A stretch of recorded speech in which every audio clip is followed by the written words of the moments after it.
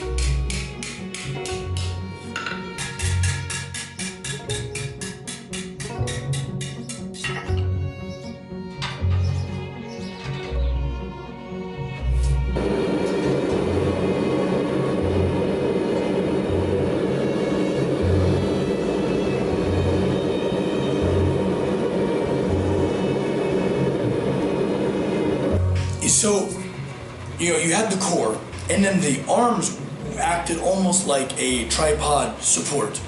Her arms were extremely important to the actual foundation of the piece. Her torso couldn't just be sitting up there willy-nilly. Even though I broke the arms into 3 or more pieces, I still had to connect them. And from what looks like just a thread of silver is actually an extremely structural bar that locks all of that up so that she has 3 points of contact to the floor. It's very important for structure.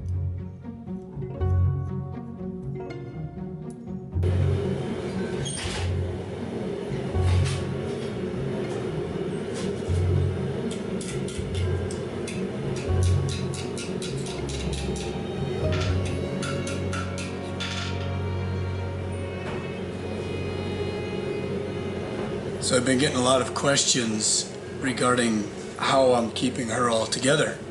Because there's, her torso weighs probably about 100 pounds, 200 pounds. And it's actually quite simple. And I kind of wanted to start answering some of your questions in this format a little bit because, I don't know, you guys deserve some answers and I love the feedback. Quite simple, really.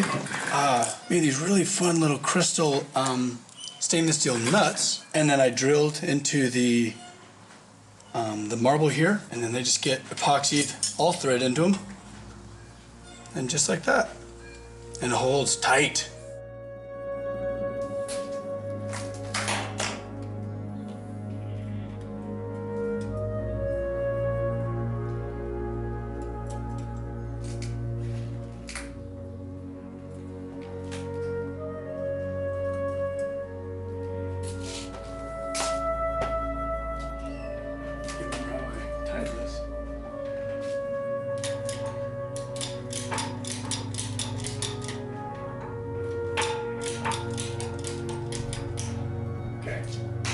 Here we go.